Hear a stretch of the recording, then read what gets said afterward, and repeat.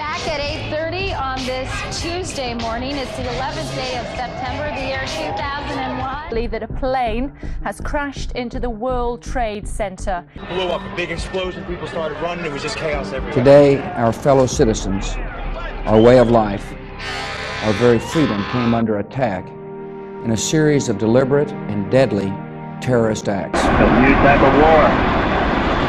That's what it is. How can we prevent terrorism? You're not going to like my answer. You cannot. Since the attack on the Twin Towers in New York on September 11th, 2001, more than 500 people have been charged with terrorism in the United States. Terrorism is inevitable, and that is a result of the fact that we live in a sinful, fallen world. Evil will always exist until Christ returns. The Homeland Security Act was created by George W. Bush on November 25, 2002, after the attack on the Twin Towers that occurred on September 11, 2001. This act was signed to help with many areas of security, including preventing terrorism, securing our borders, enforcing immigration laws, securing cyberspace. Terrorism is defined as the use of violence and force against private property or public property to scare or coerce the government, the civilian population, and any segment thereof. Domestic terrorism is kind of in the eye of the beholder. I think the right would categorize domestic terrorism as Antifa and some, not all, of the BLM protests that were turned into riots. We too must evolve to meet this threat. And to effectively counter this threat, we have to name it. We have to understand it.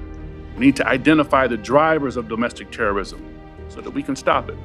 Equally important to stopping this threat is how we go about preventing it.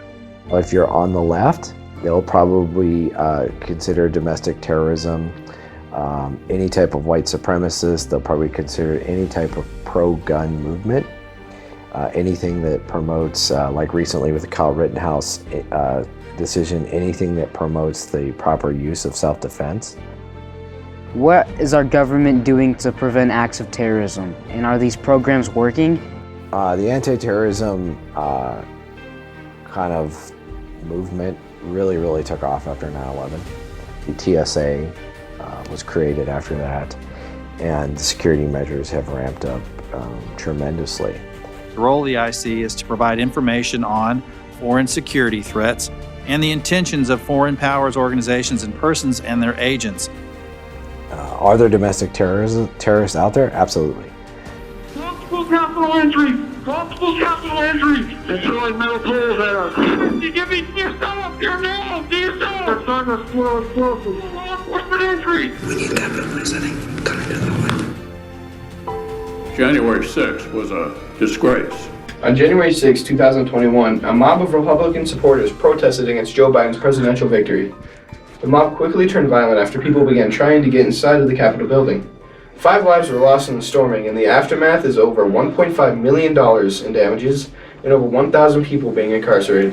For those on Capitol Hill who don't think there's evil, it's not dealing with the reality of where the world is today.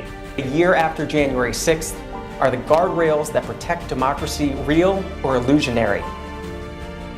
January 6th laid bare the threat of white nationalism, served as a wake-up call to the intelligence community and the country. January 6th is a symptom of a deeper problem.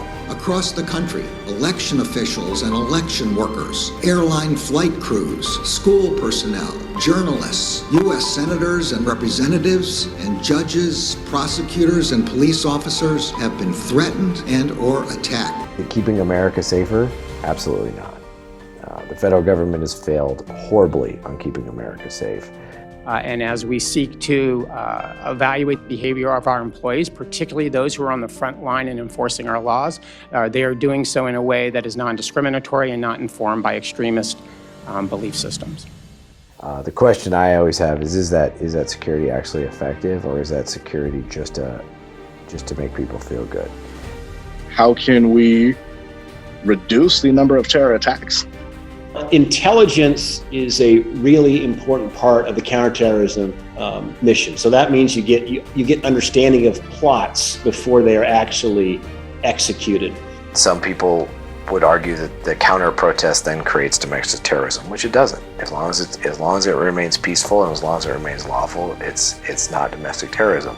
There have been plots that were ready to be executed in the United States. They were developed in Afghanistan. Terrorists were on the ground in the United States, and they were able to stop it because they had intelligence. So intelligence is very, very important. We've seen in Charleston, in different places across the United States where they drive cars through protests and kill and injure people.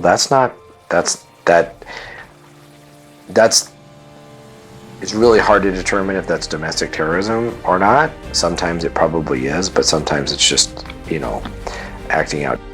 As a person who's flown on planes armed, I can tell you it's just there to make most people feel good. Evil's there, and it's here to stay.